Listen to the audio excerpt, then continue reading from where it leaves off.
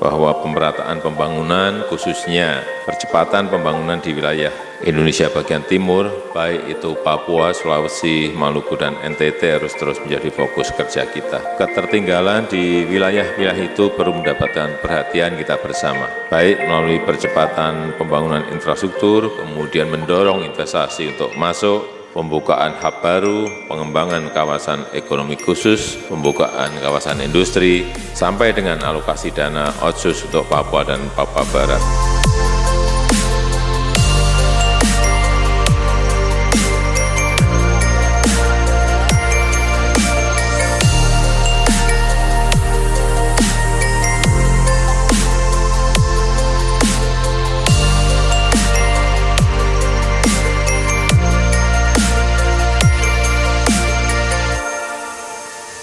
Melalui Kementerian PUPR, pemerintahan Presiden Jokowi terus menunjukkan komitmen mewujudkan pembangunan infrastruktur di bumi Papua yang meliputi Provinsi Papua dan Provinsi Papua Barat.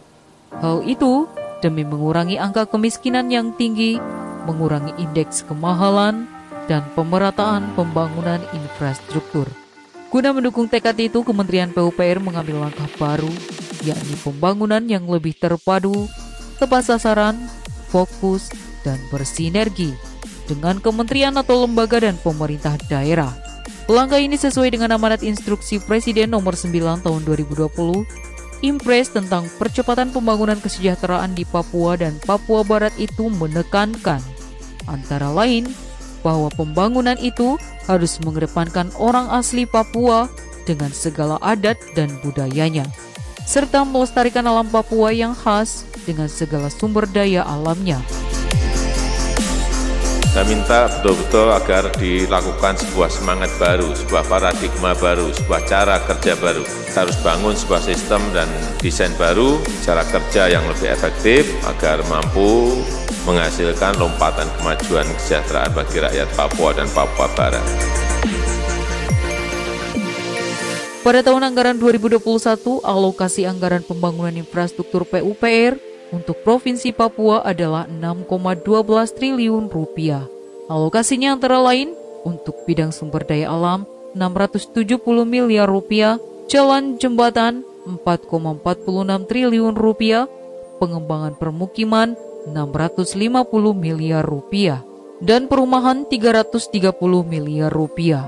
Sementara itu untuk Provinsi Papua Barat sebesar 3,67 triliun rupiah yang digunakan pada bidang sumber daya alam 600 miliar rupiah, jalan dan jembatan 2,54 triliun rupiah, permukiman 320 miliar rupiah, dan perumahan 200 miliar rupiah.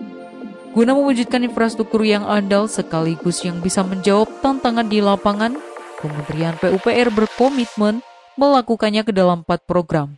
Pertama, pemerataan pembangunan untuk peningkatan kesejahteraan masyarakat. Kedua, dukungan afirmatif untuk peningkatan sumber daya manusia. Ketiga, pelaksanaan program padat karya tunai. Keempat, pemenuhan kebutuhan dan pelayanan dasar dengan dukungan infrastruktur PUPR. Peningkatan kesejahteraan masyarakat Papua dilakukan dengan membuka keterisolasian wilayah dan meningkatkan akses serta konektivitas dari darat maupun multimoda. Di antaranya telah dibangun Jalan Trans Papua 3.534 km, Jalan Perbatasan Papua 1.098 km, serta Jembatan Yotefa 1,3 km di Kota Jayapura. Selanjutnya, untuk mendukung pengembangan kapasitas SDM, Kementerian PUPR melaksanakan pelatihan SDM jasa konstruksi yang melibatkan mitra kerja asli Papua dan Papua Barat. Selain itu, Kementerian PUPR juga memberdayakan pelaku usaha lokal dengan tender terbatas untuk paket pekerjaan konstruksi, harga perkiraan sendiri antara 1 sampai 2,5 miliar rupiah. Untuk pengembangan SDM internal Kementerian PUPR di balai-balai teknis yang berada di Papua dan Papua Barat, langkah-langkah pendidikan dan latihan sudah dilaksanakan. Kini, posisi di balai-balai teknis itu sudah diisi oleh putra daerah asli sebagai kepala balai, kepala satuan kerja, maupun pejabat pembuat komitmen.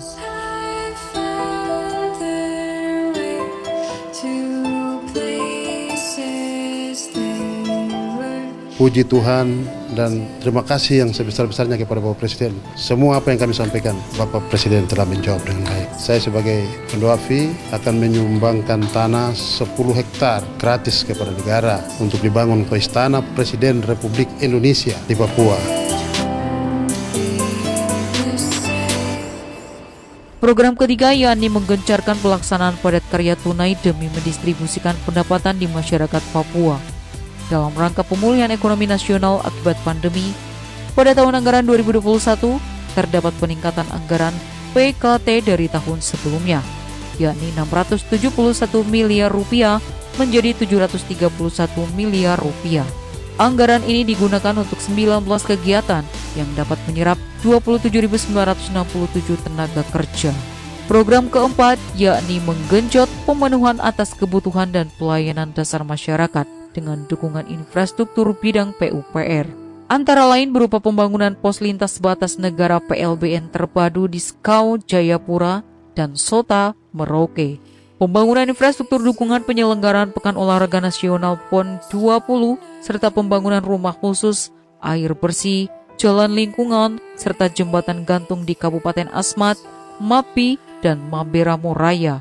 Kementerian PUPR berharap dengan komitmen yang berkesinambungan tersebut, pihaknya dapat turut memberikan solusi dan kontribusi nyata, sekaligus menjawab tantangan dalam memajukan masyarakat Papua. Semua kementerian dan lembaga pemerintahan tentu mendukung pembangunan kesejahteraan di bumi Papua itu. Kini, tercatat ada sekitar 450.000 keluarga penerima manfaat program Rastra di Provinsi Papua dan 100.000 KPM lainnya di Papua Barat. Sebagian penerima bantuan beras sejahtera Rastra itu ada di pedalaman. Di banyak provinsi lain, bantuan Rastra itu telah dikonversi menjadi kartu debit, disebut bantuan pangan non-tunai senilai 10 kg beras yang diterima tiap bulan. Namun sesuai order pemerintah kabupaten di Papua dan Papua Barat, Rastra tetap dibagikan dalam bentuk beras karena warga akan kesulitan membelanjakan uang elektronik. Maka dikerahkanlah personil TNI Polri dengan segala peralatannya untuk mengangkut beras itu ke kantor distrik kecamatan. Adapun pembagian Rastra dari kantor-kantor distrik ke warga menjadi tanggung jawab Pemkab.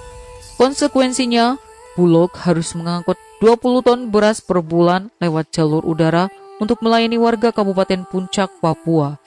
Meski jarak udara dari Bandara Timika ke kota Ilaga sekitar 100 km saja, biaya per kilogramnya lebih mahal dari harga beras.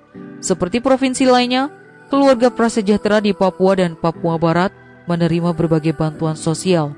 Ada Rastra, program Keluarga Harapan PKH, bantuan iuran BPJS, Kartu Indonesia Sehat, Kartu Indonesia Pintar KIP, KIP Kuliah, dan belakangan bantuan sosial terkait pandemi seperti bansos sembako Rp600.000, kartu prakerja dan subsidi listrik.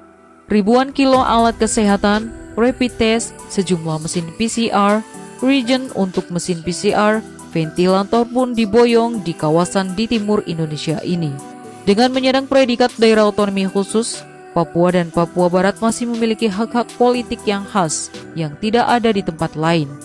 Bupati, wali kota, dan gubernur di kedua provinsi itu harus putra asli Papua. Sesuai dengan bunyi Undang-Undang Nomor 21 Tahun 2001 tentang Otonomi Khusus Provinsi Papua yang diperbarui dengan Undang-Undang Nomor 35 Tahun 2008, bersama dengan Nangro Aceh Darussalam, kedua provinsi Papua itu berhak atas hak ekonomi pula. Hak ekonomi antara lain dana otonomi khusus Otsus yang besarnya 2% dari seluruh dana alokasi umum APBN. Ada pula hak atas dana tambahan infrastruktur yang berlaku 20 tahun.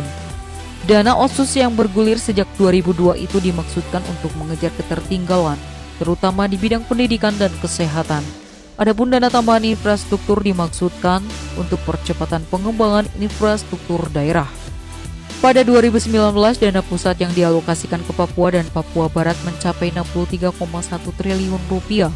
Sebanyak 46,8 triliun rupiah disalurkan sebagai transfer pusat ke daerah untuk kemudian didistribusikan ke Pemprov, Pemkot, dan Pemkab. Di dalamnya ada 8,36 triliun rupiah dana otsus serta 4,3 triliun rupiah dana tambahan infrastruktur. Sebanyak 15,1 triliun rupiah lainnya dikucurkan dari APBN sebagai program Satuan Kerja K-L.